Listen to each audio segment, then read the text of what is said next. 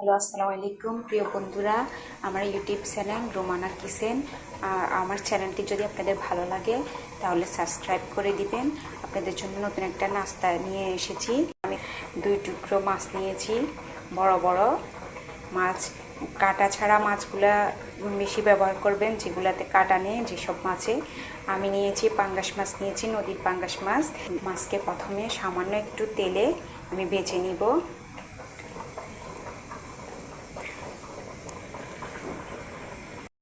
একটু তেল এড করছি মাছের সাথে। এবার আস্তে আস্তে মাছগুলো আমি জাল দিব। আপনাদেরকে দেখাবো কি কি উপকরণ লাগে।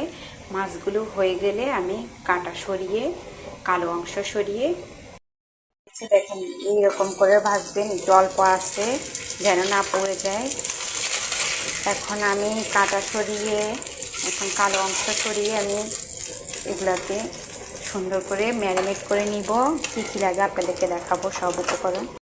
মাছটা ভাজা হয়ে গেছে, এখন কাটা ছাড়িয়ে নিয়েছি। তারপরে কালো অংশটা আমি পালাই দিছি, কালো অংশটা ব্যবহার করবেন না। এই মাছ পুরোটা ভাজা হয়ে গেছে। অল্প আছে ভাজবেন যেন না পুড়ে যায়। তারপরে আমি কি কি ইউজ করবো দেখেন, সামান্য একটু আটা ইউজ করবো এতে। তারপরে রসুন বাটা, আদা বাটা, হলুদ, মরিচের গুঁড়া, জিরার গুঁড়া, তারপর লবণ, তারপরে বিস্কুটের গুঁড়া, তারপরে এই যে একটা ডিম ইউজ করব, আর লেবু ইউজ করবো এতে। করবো যেন মাছে কোনো গন্ধ না থাকে, মাছের একটা ফ্লেভার আসে। আপনারা বাসায় লেবু থাকলে লেবু ইউজ করবেন। তারপরে আমি আস্তে আস্তে উপকরণগুলো দিয়ে দিতেছি। দেখেন এই যে একটু আটা দিতেছি, তারপরে দেখেন আস্তে আস্তে সব মশলা দিয়ে দিতেছি, করতেছি। এগুলা ভালোভাবে মিক্স করবেন।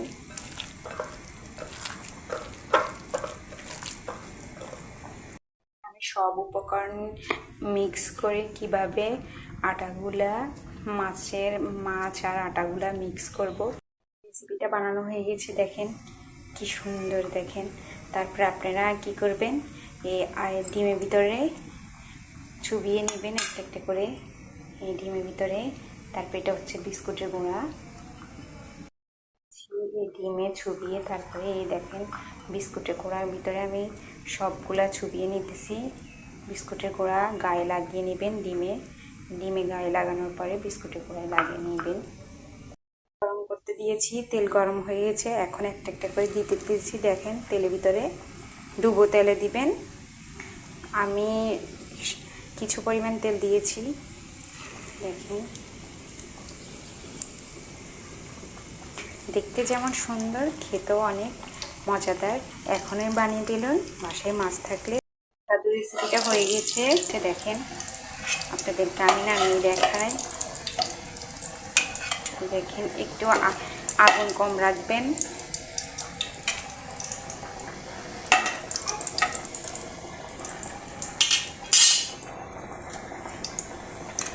দেখেন এই যে খুব সুন্দর, দেখেন হয়তো অনেক মজা। আপনারা বানিয়ে ফেলুন, বাসায় মাছ থাকলে দেরি না করে এখনই বানিয়ে ফেলুন।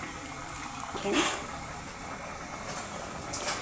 আপনাদের জন্য পরবর্তীতে আরেকটা রেসিপি নিয়ে আসবো। আল্লাহ হাফেজ, আসসালামু আলাইকুম।